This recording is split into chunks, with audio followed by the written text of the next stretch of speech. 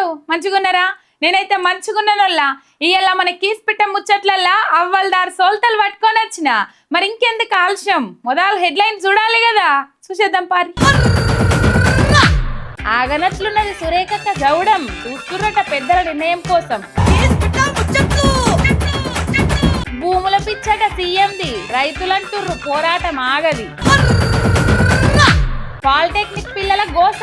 30,000 కోట్ల స్కామ్ ఉందని గుసగుస. అచ్చ కాంగ్రెస్ లీడర్ల జట్టు. రేవంత్ ను పడతారట ఓ పట్టు. ఇగోనల్లా పొలాలల్లా గెట్ల పంచాదులు అయితాయి. యాదుకున్న దానివల్ల ఇగో గింత జాగా కూడా జరగనీయడు. దారం పెట్టి గీత గీసినట్లే ఉండాలి. గెట్టు మీద సల్కపార దెబ్బ పడితే అడదిక్కోళ్ళు గడ్డపార పట్టుకుంటారు. ఆయ్ గెట్టు కొడుతున్నావు అంటారు. 10 ఎకరాల పొలం ఉన్నా గెట్టు మీద బెత్తడు కాడ పంచాది పెట్టుకుంటారు.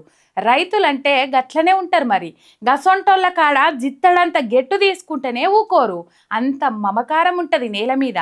మరి రేవంతాల సారు మొత్తానికి మొత్తం భూములే గుంజుకుంటుంటే చూసుకుంటా ఊకుంటుంటారా?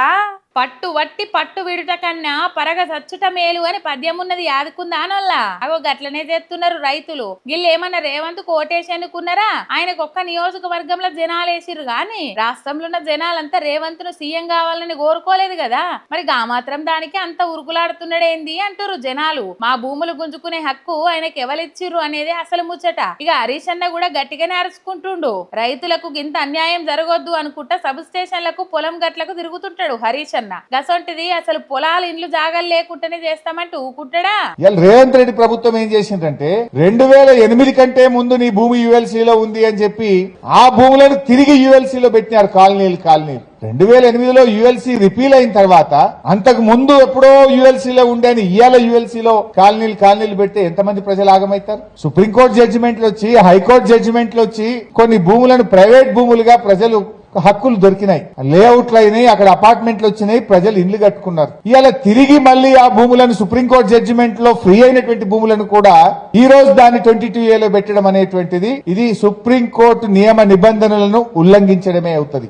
ఏదున్నా రియల్ ఎస్టేట్ వ్యాపారం చేస్తోళ్ళు రియల్ ఎస్టేట్ లెక్కనే చేస్తారు. రైతుల తీరు లెక్కనే ఉంటది అంటుండు రేవంత్. అంతా భూములను గుంజుకునే పనే మోపు చేసిండట. చూసుకుంటా కూసోమని ఇచ్చి పడేసిండు. రేవంత్ రెడ్డి గారు ఏమంటున్నారు? కబ్జాదారులే ధర్నా చేస్తుండట. కబ్జాదారులే ఈ 22A వ్యతిరేకిస్తున్నారు అంటున్నారు. ఇప్పుడు మాట్లాడిన హనుమంతరావు గారు కబ్జాదారుడా? ఇక్కడికి వచ్చిన మీరంతా కబ్జాదారులా? ఇలా ఈ ప్రజలు కాదు కబ్జాదారులు, ప్రభుత్వమే కబ్జాదారుడిగా మారింది. ప్రజల ఆస్తిని రాత్రికి రాత్రి నిషేధిత జాబితాలో పెట్టి ఈ ప్రభుత్వం కబ్జాదారుడిగా మారింది తప్ప రేవంత్ రెడ్డి గారు ఇక్కడికి వచ్చినటువంటి ప్రజలు కబ్జాదారులు కాదు. వీళ్ళంతా 60 ఏళ్ళు 70 ఏళ్ళ 80 ఏళ్ల వయసు ఉన్నటువంటి వాళ్ళు 40-50 సంవత్సరాల నుంచి ఆ ఇళ్లలో అపార్ట్మెంట్లలో డబ్బులు పెట్టి కొనుక్కొని డబ్బులు రిజిస్ట్రేషన్ డిపార్ట్మెంట్ కట్టి మున్సిపల్ డిపార్ట్మెంట్ కట్టి ఆ ఇల్లు కట్టుకొని ఆ ఇళ్లలో దశాబ్దాలుగా జీవిస్తున్నటువంటి ఈ ప్రజల ఆస్తులను రాత్రికి రాత్రి నువ్వు కబ్జా పెట్టినవు. ఈ ప్రజలు కాదు కబ్జాదారులు, నువ్వే కబ్జాదారుడిగా మారినవు. ప్రభుత్వ భూములు అమ్మవర్తివి, అసైన్డ్ భూములు లాక్కోవర్తివి, ప్రజల పట్టా భూములను నిషేధిత జాబితాలో పెట్టి ఇవాళ ప్రజల్ని కూడా ఆగం చేస్తా ఉన్నావు. ఆయన రేవంత్ సార్ రేషన్ కార్డు ఇస్తే కండ్ల సంబరం అవుతుంది రైతులకు. దాంతోని వచ్చేటిదేందో కూడా తెలియదు. ఆ బియ్యం కోసం అయితే కాదు, అంత భయంతోని బతుకుతుంటారు రైతులు పేదోళ్ళు. ఇక వాళ్ళ కాడ ఏమన్నా ఉన్నది అంటే పాస్ పుస్తకాలే. వీటిని భద్రంగా దాచుకుంటారు. సడన్ లా మీ పొలం పనికిరాదు, మీ జాగా పనికిరాదు, మీ ఇల్లు పనికిరాదు అంటే ఎంత పరిశాన్ అవుతారు సార్. గివేం చట్టాలో గివేం నిర్ణయాలో రేవంత్ సార్కే తెలియాలిగా. ఏ సీఎం అయినా నేను పట్టిన కుందేలకు 3 కాళ్ళు అంటే ఏమో గాని నేను పట్టిందే కుందేలు అంటే ఎట్లా?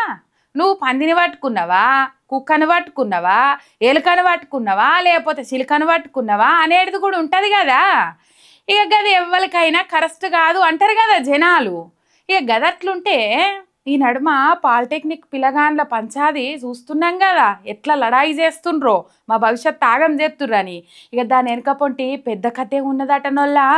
అదేందో అరుచుకుందాం పారి. పాలిటెక్నిక్ పిల్లగాండ్లు ఎట్లా దనలాడుతుర్రో చూస్తున్నాం కదా. చదువుకుంటే సక్కంగా బతకవలసిన వయసులా వాళ్ళకింత గోసపెట్టిండు రేవంతాలు సారు. మరి గింతగానం ఉద్యమం చేస్తుండే హరీష్ అన్న సొంటోళ్ళు గట్టిగానే వార్నింగ్ ఇస్తుండే. అయినా రేవంతాలు సార్ చెవిదాకా కూడా పోతున్నాయో లేవో అంటురు కదా. మరి ముచ్చటైందా అంటే ఎట్లన్నా చేసి పాలిటెక్నిక్ కాలేజీల భూములన్నీ పొతం పెట్టాలి అని పట్టు మీద ఉందట తెలంగాణ సర్కారు. ఏం తక్కువ 30,000 ఎకరాలు ఇల్వగల భూముల్లా 60 కాలేజీలు ఉన్నాయట. అప్పట్లో ఊరికి దూరంగా రోడ్డు పొంటి ఎకరాలకు ఎకరాలు జాగా తీసుకొని కాలేజీలు కట్టిరు కదా. ఇలా రేపట్ల గవి పట్నం నడుమిట్లనే ఉన్నాయి. ఏముంది ఈ కాలేజీలను చదువులను గందరగోళం చేసి మసిపూసి మారడికాయ చేసి కాలేజీలకు జాగాలు దక్కకుండా అమ్మి పడేయాలి అని చూస్తుండట రేవంత్ సారు.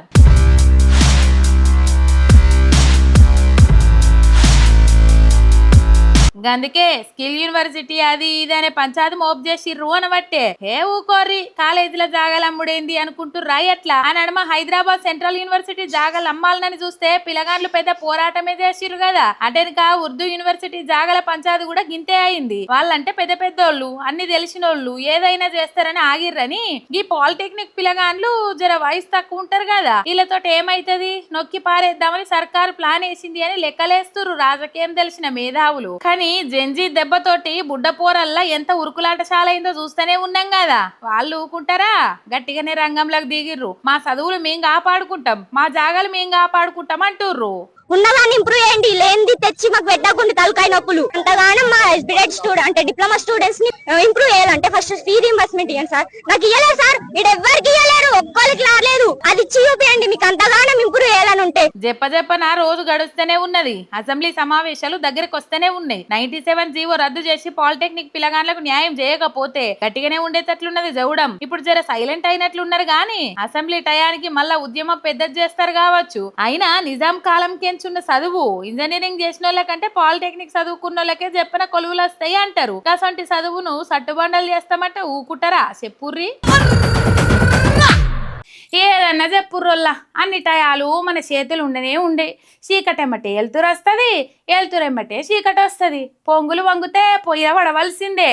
పొంగును చూసుకొని మురిస్తే అందులో లొట్ట పూసే ఉంటది. మన సుష్మితక్క కూడా గిసంటి మాటలే అన్నది కదా. ఇవాళ ఒక మీటింగ్ జరిగిందా అందులో చిత్రం ఉన్నది. రేవంత్కు వెనకపోంటి పెద్ద టెండరే పెడుతుండ్రు అని మాట వినత్తున్నాయి. వల్ల అసలు ఏమనుకుంటుర్రంటే రేవంత్ది ఏ పార్టీ నుల్లా అంటే కాంగ్రెసే గాని టీడీపీలను పొగుడుతుంటాడు అంటారు గా పార్టోళ్ళు కూడా. రేవంత్ సార్ నోరు తెరిస్తే టీడీపీల గొప్పలేనాయే. సమయం సందర్భం లేకపోయినా వాళ్ళ జోలు తీసుకొస్తాడు తెలంగాణలో. మరి అందుకే కావచ్చు సుష్మితక్క మొన్న అచ్చ కాంగ్రెస్ పచ్చ కాంగ్రెస్ అన్నది. ఇది అచ్చ కాంగ్రెస్ వర్సెస్ పచ్చ కాంగ్రెస్ అయింది ఇక్కడ. ఇయాల్టి మీటింగ్ సుత గట్లనే ఉన్నదట. కొండామురలన్న బీసీ లీడరు ఉత్తమన్న రాజగోపాల్ అన్న ఓసీ లీడర్లు బట్టి సారు దళిత బిడ్డ అందరు కలిసిర్రు. అసలు గట్టిగా మాట్లాడితే ఉమ్మడి నల్లగొండ ఉమ్మడి ఖమ్మం జిల్లాల్లో సీట్లు రాకుంటే కాంగ్రెస్ పరిస్థితి ఎట్లుండేదో ఊహించుకోర్రి. నల్లగొండ మొత్తం ఉత్తమ్ సార్ చేతిలో కోమటిరెడ్డిల చేతులనే కదా ఉన్నది కాంగ్రెస్ బలము. ఇద్దరు కలిసిర్రు ఇయాల. అటు దిక్కు ఖమ్మం జిల్లా బట్టి సారుకు అడ్డానేనాయే. ఇక ఇంకో దిక్కు పక్కపంటి వరంగల్ సురేఖక్క కొండామురలన్న రాజ్యం నడుస్తూనే ఉండే. ఇక ఇట్లా కాదు సురేఖక్క నెగలనిస్తలేరని మురళన్న రంగంలోకి దిగినట్లున్నాడు. ఇటు అచ్చ కాంగ్రెస్ అని పేరెళ్లిన లీడర్లంతా బయటకు వచ్చిర్రు. పచ్చ కాంగ్రెస్ వాళ్ళు బయటికేం చచ్చి మన మీద పెత్తనం చేసుడైంది. మనల్నే సస్పెండ్ చేసి మన మీదనే వేటేసి మన మీదనే పెత్తనాలు చేసి ఏం నడుస్తుంది ఏం కథ అని ముచ్చట్లు పెట్టిరటం వల్ల చూస్తుంటే పెద్దగానే ఉన్నట్లున్నది కథ. తుర్రున 18 మంది ఎమ్మెల్యేలు ఉరుకొచ్చినా వాళ్ళ మాట ఢిల్లీ పెద్దల కాడ చెల్తదా లేదా అన్నది కూడా పాయింటే కదా. కథ అంతా చూస్తుంటే కొండా సుష్మితక్క ఎర్ర జెండా పట్టుకునుడుతోని ఇదే టైంలో అటో ఇటో తెలుసుకోవాలని కాంగ్రెస్ పార్టీలో అచ్చమైన కాంగ్రెస్ లీడర్ అంతా సపోర్ట్ వస్తురనే మాటినస్తున్నది. జట్టుగడుతుర్రట. చూద్దాం వారం దినాలల్లో ఏం లాభహింగులు నడుస్తాయో ఏం రాజకీయాలు నడుస్తాయో మరి. ఊ అంటే మా పార్టీ అట్లా మా పార్టీ ఇట్లా అని ఓ గొప్పలు చెప్పుకుంటారు. చెప్పుకునుడు అలాగుంటది చేసేటిది అలాగుంటదని ఎరికనే కదా ఎవరైనా. అంతేగాని ఇక కాంగ్రెస్ వాళ్ళు అయితే ఇంకింత ఎక్కువనట. ఇప్పుడు తెలుస్తుంది. అట్లా చూస్తుండ్రి వారం 10 దినాలల్లా దాని కథ ఏందో చూద్దామంటుండ్రు. అసలు ఏమైతుందంటే కాంగ్రెస్ వాళ్ళు వంట అంటే ఒకటే పాట పాడిందే వాడుతుంటారు కదా వల్ల మా పార్టీల స్వేచ్ఛ ఎక్కువ, మా పార్టీల స్వేచ్ఛ ఎక్కువ అంటారు కదా. మరి ఏ మాత్రం పార్టీల స్వేచ్ఛ ఉన్నదో ఇప్పుడు తెలుస్తుందట. స్వేచ్ఛ ప్రకారం పార్టీలో ఒక లీడర్ మీద సుష్మితక్క మాట్లాడింది అంతే కదా. రేవంత్ రెడ్డి అయినా ఒక లీడరే కదా, ఆయన ఫ్యామిలీ వాళ్ళ మీద మాట్లాడింది. ఫ్యామిలీ పెద్దలను ఏమనలేదు, పార్టీ లైన్ దాటి కూడా మాట్లాడలేదు. సీఎం అన్నది గంతే కదా. అంటే ఒక లీడరు ఇంకో లీడర్ ని విమర్శించొద్దా? గదేం స్వేచ్ఛ అవుతుంది గట్లయితే? పార్టీ మోసం చేస్తాంది, పార్టీ దోసుక తింటాంది, పార్టీ తెలంగాణకు అన్యాయం చేస్తుంది అనలేదు కదా. ఒక లీడర్ మీద విమర్శ అక్కనే చెప్పే సీల్డ్ కవర్ వస్తే రేవంత్ రెడ్డి కార్యకర్తే అవుతాడు అని, ఎమ్మెల్యేనే అవుతాడని గద అందరికి ఎరకనేనాయే. ఇక మరి గసంటప్పుడు ఒక లీడర్ ని విమర్శిస్తే తప్పేంది అంటుర్రు ముచ్చట చూస్తున్నోళ్ళంతా. గా స్వేచ్ఛ ఏందో ఇప్పుడు బయటకు వస్తది. కొండా సురేఖక్క మీద యాక్షన్ తీసుకుంటే స్వేచ్ఛ లేనట్లే అని మాట్లాడుతుర్రు. కొండా సురేఖక్క ఫ్యామిలీ వాళ్ళు కూడా ఉత్తగానే ఇడిచిపెడతలేరోల్లా. మురళన్న గదే అంటున్నాడు, పార్టీ పెద్దలతోని మీటింగ్ అయింది కదా. ఏం దాన్ని డిస్కషన్ నేను చేయలేదు, దానికి నాకు సంబంధం లేదు. అది నా బిడ్డ ఇష్యూ. 35 సంవత్సరాలు ఉన్నాయి దానికి, ఇలా దాని బిడ్డకు 15 సంవత్సరాలు ఉన్నాయి, వాళ్ళ ఇష్యూ. ఇప్పుడు మేడం మీద సిసిసి కమిటీ ఇచ్చిన నివేదిక ఉన్నది. నేను ఇప్పుడు ఏం మాట్లాడన్నా, ప్లాన్ ఏదో అది ఏం చేసింది, ప్లాన్ బిలో ఏం చేసుకుంటుందో నా బిడ్డకు తెలుస్తుంది, నాకు తెలుస్తుందా అన్న.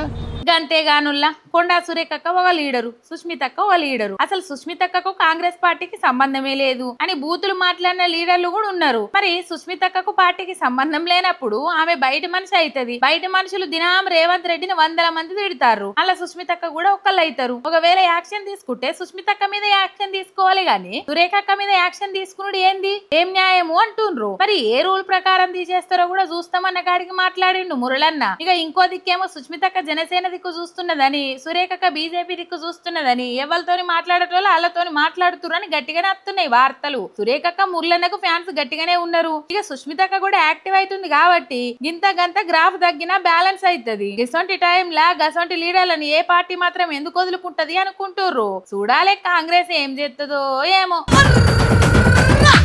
ఇగో ఇవాళ ఇలాంటి కీస్ పిట్ట ముచ్చట్లు ఎట్లున్నాయి, మస్తుగున్నాయిలే. మళ్ళొచ్చేటప్పుడు ఇసంటి ముచ్చట్లతోనే మీ ముంగటికి వస్తుంది మీరే ఇక. అంతవరకు మీరు చూస్తూనే ఉండాలి మీ ఎంఆర్ మీడియా తెలంగాణ. శనార్థి.